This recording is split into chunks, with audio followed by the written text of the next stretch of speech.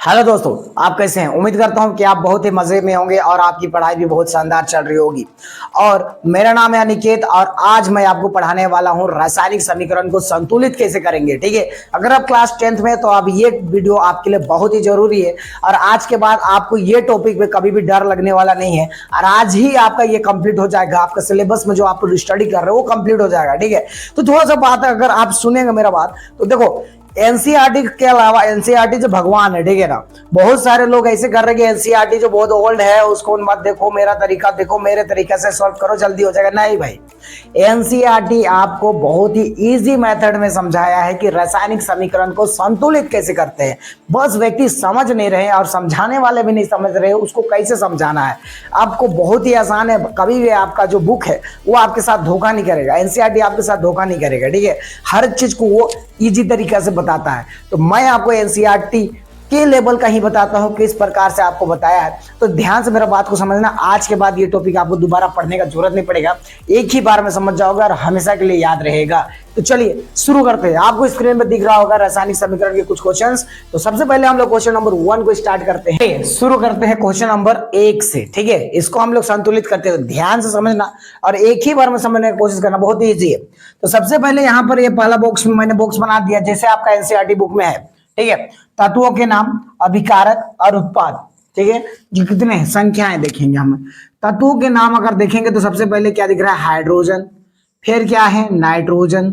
फिर क्या है, ऑक्सीजन। और है क्या, एक देख लो, कैल्शियम है। और कुछ है, हाइड्रोजन, नाइट्रोजन, ऑक्सीजन, कैल्शियम। और इसके अलावा कोई तत्व नहीं है। इतना सा आपको लिख लेना है।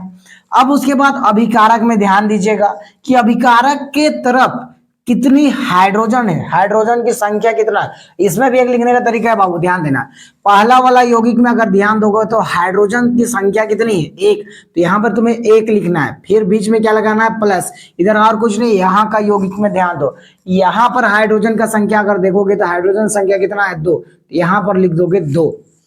ठीक है, बस यहां तक इतना ही लिखना है। अब उसके बाद देखो, उत्पाद में चेक करो कितना है। हाइड्रोजन का संख्या इस यौगिक में तो नहीं है, इसमें देखोगे तो कितना है, 2। ठीक है, इसमें सिंगल ही लिखाएगा, हो गया पहला। सेकंड में आते हैं नाइट्रोजन में। नाइट्रोजन में इस यौगिक में अगर देखेंगे, नाइट्रोजन एक ही यौगिक में है तो यहाँ पर हो गया 1। यहाँ पर नहीं है, नहीं है। ठीक है, अब उत्पाद में देखो यहाँ है। ठीक है, कितना है, देखो बाहर लगा हुआ है 2, यानी कि इसके साथ भी और इसके साथ भी है, तो यहाँ पर आ जाएगा आपका 2 हो जाएगा नाइट्रोजन।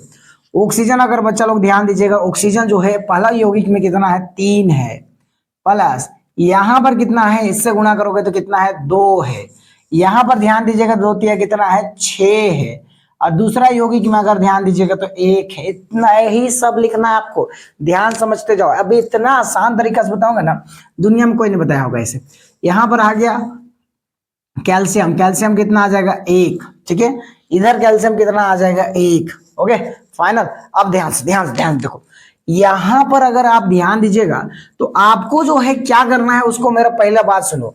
आपको दोनों तरफ कितना कितना का जोड़ा बनेगा। हमेशा जो होगा संख्या को आपको किस रूप में लिखना है, 2, 4, 6, 8, 10, 12, यानी कि जोड़ा का रूप में, 2 का पहाड़ा के रूप में लिखना है, सम संख्या के रूप में लिखना है। ऐसा कोई नहीं बताया होगा, स्कूल में भी नहीं बताया होगा। सम संख्या के रूप में आपको क्या बनाना है, 2 बनाना है। अगल बगल क्या बनाना है, 2 बन जाएगा। ठीक, तो अगल बगल क्या बनाना है, 4। यानी कि अभिकारक और उत्पाद में क्या बनाना है, 4। या तो दोनों में 6 बना दीजिए, या दोनों में 8 बना दीजिए, या दोनों में 10 बना दीजिए, दोनों में 12 बना दीजिए। ऐसे आपको बनाना है। ठीक है, आपको 3 नहीं बनाना, विषम संख्या नहीं बनाना। यानी कि एक जैसे 1 है तो चलेगा, लेकिन विषम संख्या आपको दिक्कत परेशानी करेगा। पहले से है तो कोई बात नहीं।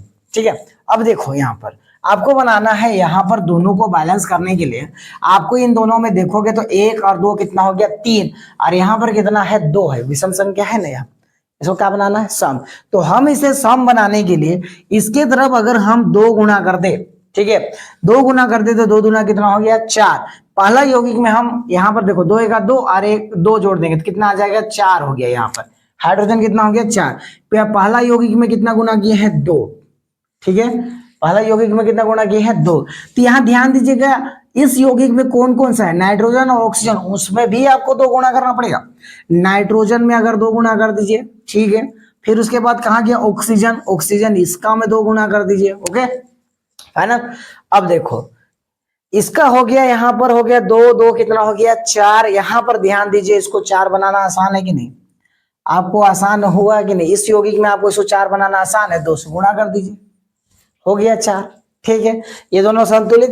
अब लेकिन ध्यान देना, ये जो अकेला नहीं था यहाँ पर उत्पाद में, ऑक्सीजन भी था, तो ऑक्सीजन के तरफ इस यौगिक में लगेगा, यहाँ पर क्या लगेगा 2 लगेगा बाबू, कितना लगेगा 2। यहाँ पर संतुलित यहाँ पर हो गया।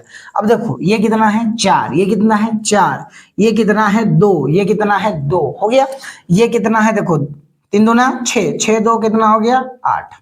ठीक है, 6 2 1 2 कितना हो जाएगा 8। संतुलित 1 1 संतुलित। बताओ, एक नंबर था ना, एक नंबर, कोई कॉम्प्लिकेटेड नहीं, बहुत ही आसान है। ठीक है, अगर समझ में आया और नहीं आया तो वापस करके देख लेना, बहुत इजी है। अब आपके लिए मैं क्वेश्चन देके जाता हूँ, सेकंड क्वेश्चन देखिए, ये वाला क्वेश्चन आप बना के आइएगा। ठीक है, अगर अच्छा लगा तो वीडियो को लाइक और चैनल को सब्सक्राइब जरूर करना है, भूलना मत।